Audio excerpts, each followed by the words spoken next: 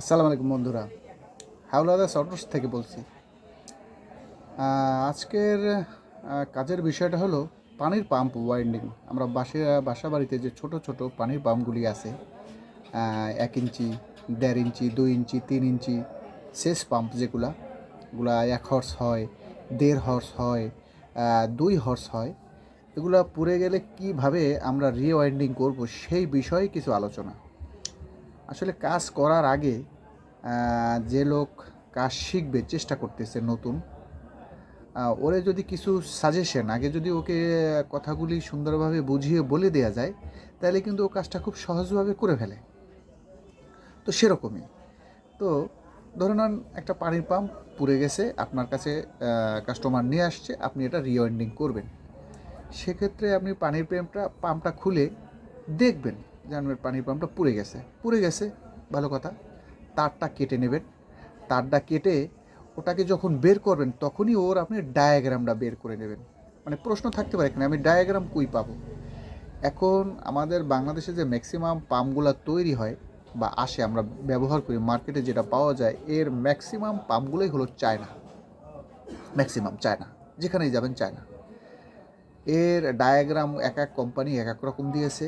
এখন এর সোলার দেখে, ভিতরে যখন আপনি সোলার দেখে, ওর মাপ দেখে এর ডায়াগ্রামটার বিষয় এক একটা এক এক রকম। কয়টা ডায়াগ্রামের কথা বলবো, কিন্তু প্রথমত সহজ সোজা সাপটা বিষয় হলো, আপনার কাছে মোটরটা যখন আসবে তখন আপনি মোটরটা পুড়ে গেছে, তারগুলি খোলার সময় আপনি ডায়াগ্রামটা রাফ করে নেবেন।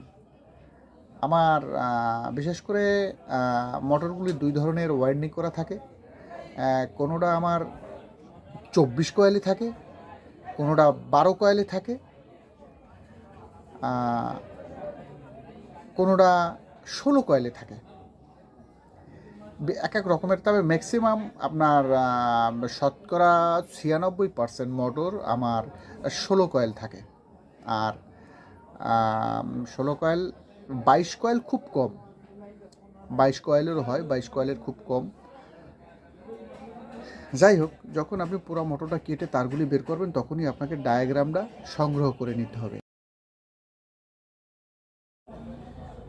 তারের ব্যাপারটা হলো, আপনি যখন তারটা কেটে নেবেন, আর ডায়াগ্রামও ওই সময় বের হয়ে যাবে, তারের নাম্বারও আপনি পেয়ে যাবেন ওইখানে। প্রত্যেকটা তার, আমার রানিং কয়েল হবে আমার 8টা, স্টার্টিং কয়েল হবে আমার 4টা।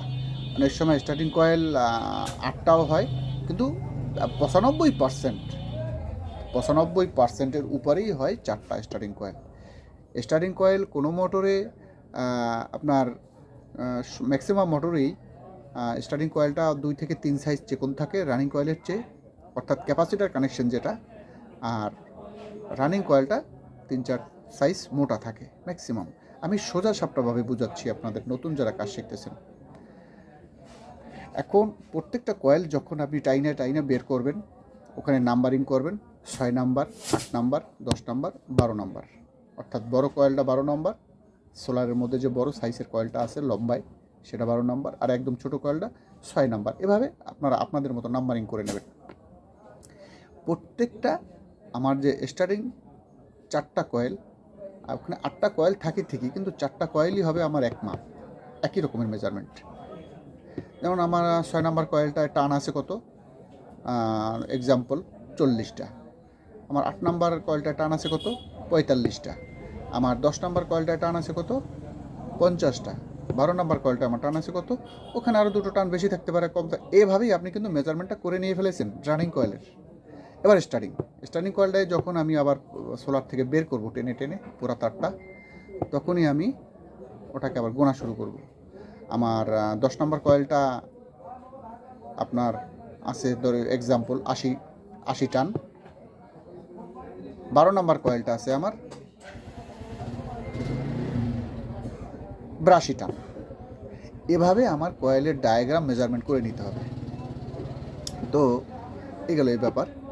তারগুলি বের করে ওইখান থেকে 2টা তার রানিং, যদি চিকন হয় তো ভালো, মানে স্টার্টিং যদি চিকন হয়, আর রানিংয়ের একটা তার, স্টার্টিংয়ের একটা তার, এই দুটো তার সুন্দর মতো আমার স্যাম্পল রেখে দিতে হবে। আমি নিজে না মাপতে না পারি, যে দোকানদার তার বিক্রি করে তার কাছে নিয়ে যাব, যে ভাই আমার তারটা একটু মেপে দেন, কী অবস্থা, এটা কত নাম্বারের আছে, এবং পালায় ওজন দিয়ে নেবেন কতটুকু পরিমাণে তার আছে। ওজন দিয়ে সুন্দর মতো তারটা আপনি সংগ্রহ করবেন, দোকানদারের কাছ থেকে মাইপে নেন, যেখান থেকে মাইপেন নাম্বারিংটা করে সুন্দর মতো, আপনি তো ভিডিওতে দেওয়াই আছে, এভাবে করে নেবেন, পেঁচিয়ে নেবেন। তারপরে আস্তে আস্তে ভিডিওতে দেখতে পারতেছেন যে কীভাবে তারগুলো আমি ঢুকিয়ে নিচ্ছি, চেক করেছি, সবই বিস্তারিত সামনে আছে। আরেকটা ব্যাপার হলো, এই কয়েলের কিন্তু আরও একটা কয়েল হয়, যেমন আপনার সিঙ্গেল তার দিয়ে, আর রানিং সাইডে 2 গাছ তার দেওয়া থাকে, স্টার্টিং সাইডে আমার একটা তার দেওয়া থাকে, এভাবেও কিন্তু কয়েল হয়। সবচেয়ে বড় মূল কথাটা হচ্ছে, আপনার কাছে যে পুরা মোটরটা আসবে, সেই মোটরটা খোলার সময়ই আপনার এটা রিওয়াইন্ডিংয়ের মেজারমেন্টটা আপনি করে নেবেন, খোলার সময় আপনি রিওয়াইন্ডিংটা করে নেবেন, এটাই লোক। আচ্ছা, আমার কিছু প্র্যাকটিক্যালি ভিডিও দেওয়া আছে সামনে, দেখেন। আর ভিডিও আমি মূলত মেন যে কাজের ভিডিও, এটা ছোটো ছোটো করে দিই, কারণ অনেক লম্বা ভিডিও করলে এটা মানুষ দেখতে চায় না, এই জন্য ছোটো ছোটো করা আমার ভিডিওগুলো। দয়া করে দেখবেন, আমার চ্যানেলটা সাবস্ক্রাইব করবেন, দয়া করে আমার পাশে থাকেন।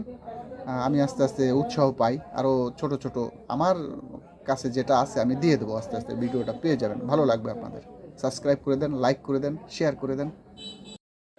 প্রথমত সোলারটা সুন্দর মতো পরিষ্কার করে এভাবে পেপার কেটে ঢুকিয়ে নিতে হবে, সুন্দর করে ভাঁজ দিয়ে ঢুকিয়ে নিতে হবে পেপারগুলি। ঢুকাবার পরে এভাবে কাঠ দিয়ে বানানো খরমা তৈরি করে নিয়ে, খরমা দিয়ে আমাদের যে পাম্পের ভিতরে যে সোলারটা থাকে, সেই সোলারটা মাপ দিতে হবে। এই সোলারটা ঠিক কতটুকু মাপ সম্পূর্ণ দেখা যায়, সেই মাপ নিয়ে তারগুলো পেঁচাই নিতে হবে। এই যে এইভাবে সুন্দর করে তারগুলি পেঁচিয়ে নিতে হবে। এই যে সুন্দর করে তারগুলো এভাবে পেঁচাই নিতে হবে।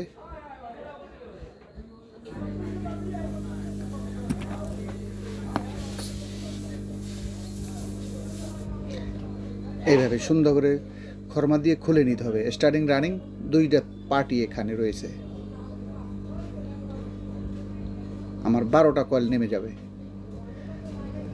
এভাবে সোলারের ভিতরে আস্তে আস্তে তারগুলো ঢুকিয়ে নিতে হবে।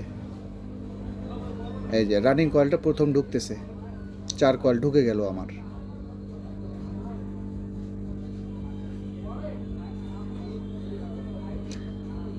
চার কয়েল কমপ্লিট। সুন্দর করে চাপ দিয়ে মিলিয়ে দিতে হবে, একদম কোম্পানির মতো।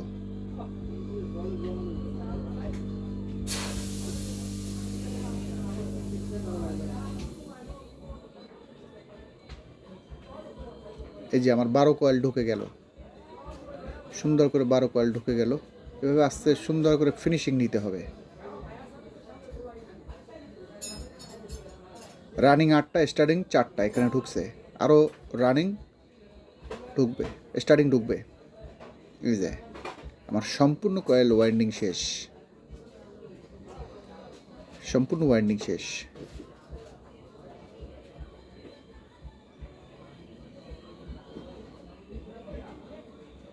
এরপর বার্নিশ করে শুকিয়ে নিতে হবে বান দিয়ে।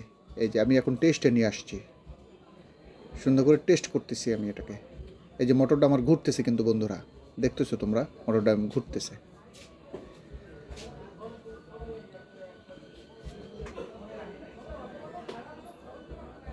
সুন্দর মতো আমার মোটরটা ঘুরতেছে।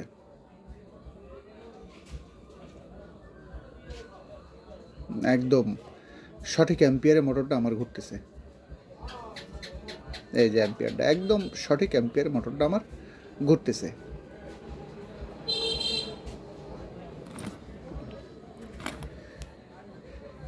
একদম সঠিক পারফেক্ট অ্যাম্পিয়ার।